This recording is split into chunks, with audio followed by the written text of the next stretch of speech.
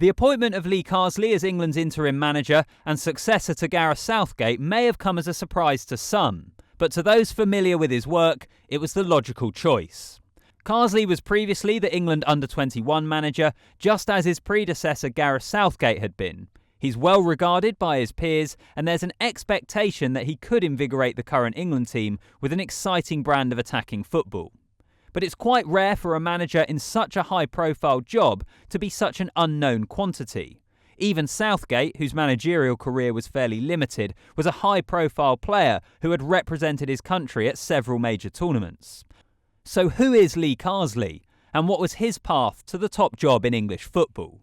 Former Ireland and Liverpool midfielder Jason McAteer knows Carsley from his time spent playing with him in the national team. I got told, I think it was 2 or 3 days ago, that the goal against Holland that I scored, it was the anniversary, I think it was 23 years to the day. I didn't actually room with Lee Carsley. I did, but one time, and it was that game.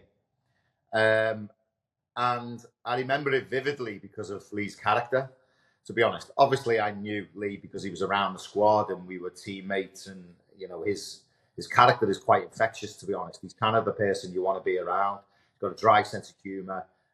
He's always positive, and he's just generally a nice guy. So, you know, you get drawn to that kind of character, especially when things aren't going well, whether it's in your life or whether it's in your career. You kind of drift towards that kind of person. What happened with that game is I don't know why I ended up rooming with Lee Carsley. I used to room with Gary Kelly or Phil Babb, but I ended up with Lee Carsley that day and that night. And I remember him just being really positive because I'd been picked to play. I was a bit of a gamble for Mick McCarthy at the time. I wasn't playing for Blackburn. So he was just really positive, telling me like what he thinks I should be doing, you know, not to worry about it, how to go about it. And just generally just in my ear all night and all morning when we woke up. So it was probably, I mean, the outcome speaks for itself, but he had a lot to play for probably my performance that day. So yeah, I have to thank him a lot. Carsley is a familiar name to followers of Premier League football in the late 90s and 2000s. With 282 Premier League appearances, the defensive midfielder is best known for his stints at Derby County and Everton. And it was while playing for Derby that Carsley's international career began. Born and brought up in Birmingham, he had been lined up to play for England under-21s in the Toulon tournament in 1997. But when a serious injury ruled him out of the tournament, he wondered whether his England chances had gone. And when Jack Charlton's Ireland came knocking on account of Carsley's paternal grandparents being from Cork, it would be the start of an international career that saw him earn 40 caps in the green jersey. Fast forward to 2020, and after coaching roles with Brentford, Birmingham and Coventry, Carsley was appointed by the English FA as head coach of the under-20s. By 2023, he was coaching the under-21s, guiding the young Lions to their first European Championship victory since 1984.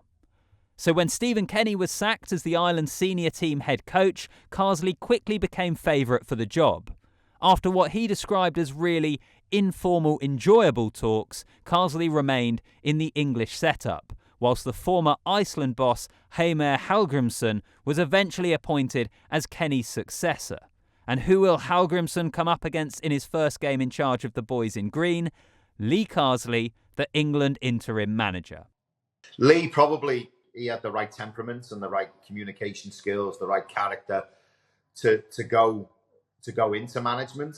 Certainly coaching. I couldn't be too sure management at the time. Because the game has obviously changed so much from when I played to where it is today. You know, you need different attributes now. You need different skill sets. So it was hard to say, but he was definitely in that mould, yeah, to say he would go on and do coaching.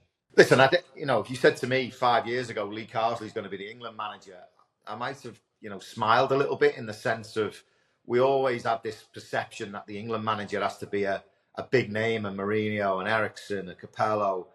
This kind of elite manager.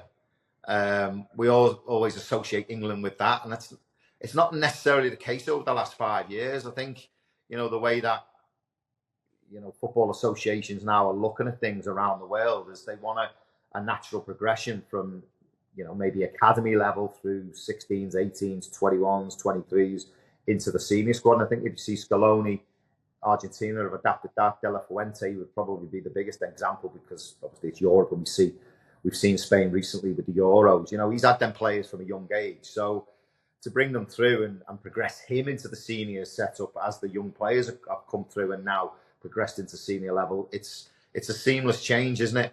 And I think England have adopted that philosophy as well. Obviously, Gareth has gone through that philosophy. And I think if we look, and it's maybe gone by the wayside, but if we look at how it's gone, it's probably more of the natural progression that the FA have wanted. So I'm actually not surprised. If you'd said to me 5 years ago, will he be England manager, I would have been surprised. But listen, 18 months ago, when we were talking about this maybe Gareth's last campaign, then Lee Carsley's name is a fair candidate to do that, because of the reasons I've just said. Coaches and stuff, and certainly when that personality's played the game, that person's played the game, there's an element of how they played and the position they played in will reflect how they play. Sometimes centre halves can be pragmatic, aren't they, and quite defensive and stuff. Lee, although he was a defensive midfielder, did like to get forward and score goals, and probably, the way the game's changed, he's probably, being a young coach, adapted, different tactics, and he reads a lot and he studies the game, and he's decided he wants to be a more fluent, attacking, aggressive coach. So I expect his teams to be more aggressive. And listen, Lee knows the quality that he's got in that England setup. He's brought them through. He knows the attacking style that they suit.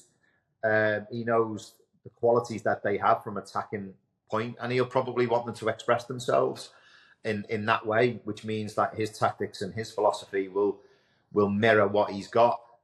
I just think if it clicks for Lee in the way he wants to play, they will be a very, very good outfit.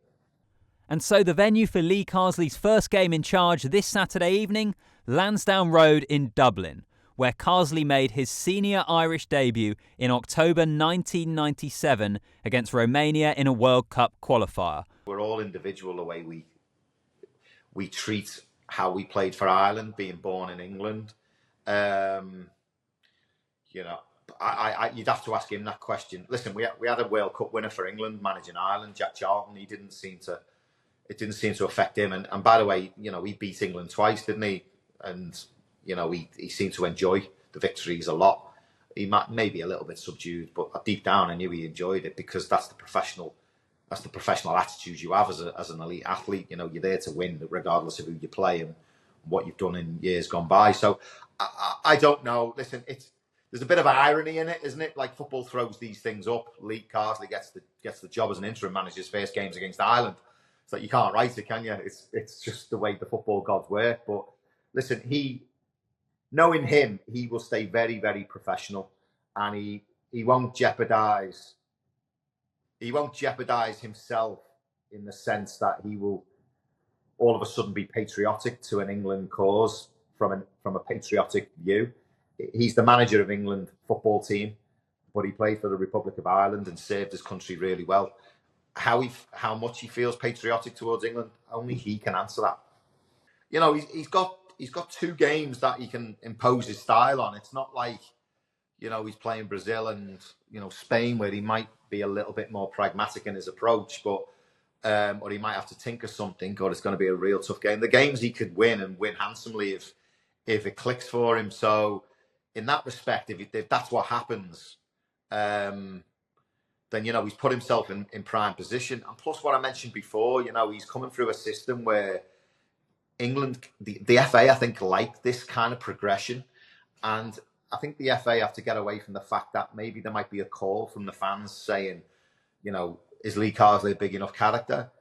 Doesn't necessarily mean being a big enough character and not even managing in domestic level that you can't fulfill their criteria. So I think he's got all the attributes to be a very, very good national manager. And I think, if he does get the job, I think England are in a very healthy position.